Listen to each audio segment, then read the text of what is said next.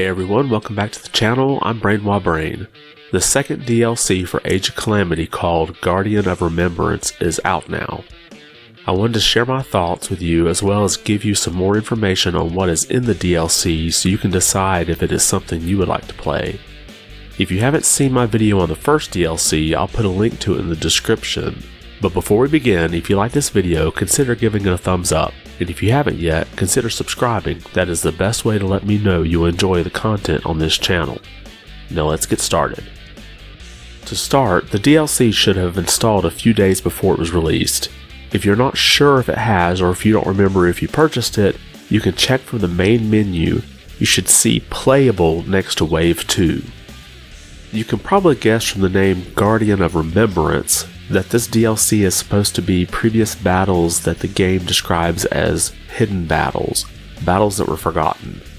The game starts with a level where you play as Terrico, the small egg-shaped guardian.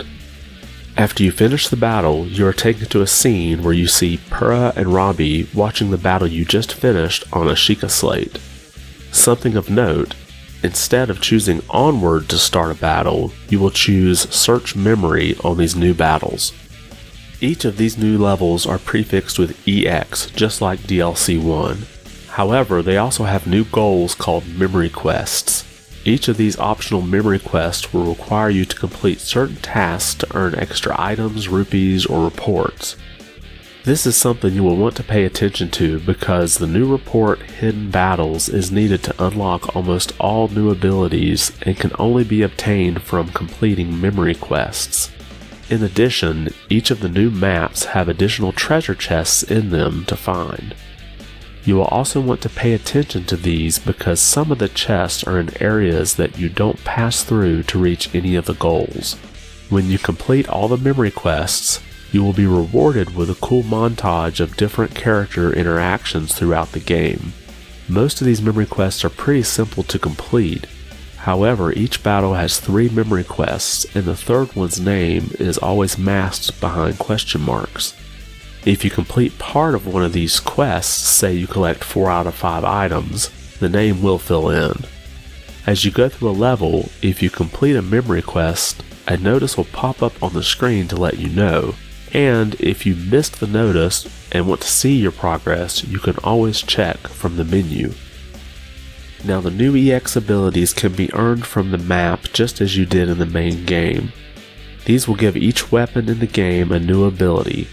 Along with EX abilities, there are what I call EX weapons. They are not named EX, but you also unlock them from the main map just as you did the abilities. These weapons come locked by default to help prevent you from accidentally selling or grinding the weapon into another. Because many of the battles are story-driven, most are locked to certain characters, with some letting you, for example, pick one out of the 3. Each of these story-related levels are structured just like the core game, with cutscenes before, during, and after each battle. Also, since these are previous battles, you don't always have the Sheikah slate for your character. In one case, you do find it during the level, but it was needed to complete one of the memory quests. There are also some additional variants on enemies as well as a new boss. There is now a balloon moblin that is floating in the air and can do different attacks than what a grounded one did. There is also a malice moblin that is much stronger than the previous moblins. But probably the biggest addition to the enemy list is mutated Ganon. This form of Ganon is sort of crab-like in design, with 2 large weapons where the claws would be and an eye in the middle. Attacking the eye will reduce the weak point meter. After his life is lowered to a certain point, you will also be able to target the claws and induce a weak point smash to disable them. As advertised, Purah and Robbie are playable characters that you can unlock. Now, if you thought this would be 2 new characters, well, the answer is yes and no. See, Purah and Robbie are a duo, so in a sense, these 2 really only count as one playable character. However, this duo quickly became one of my favorites. I'm not going to detail out each combo because those are easy enough to look up. but a quick summary is Robbie has these long robotic arms that have a great reach. The weak point smashes and special attacks are pretty awesome as well.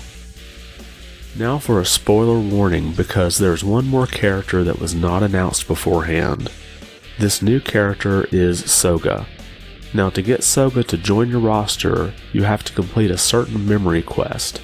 In the quest EX the Yeagless Clan Retreat, the third memory quest is one that is masked by question marks.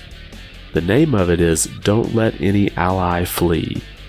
The key to this is when the game tells you the gate has opened, you have to backtrack and save an ally.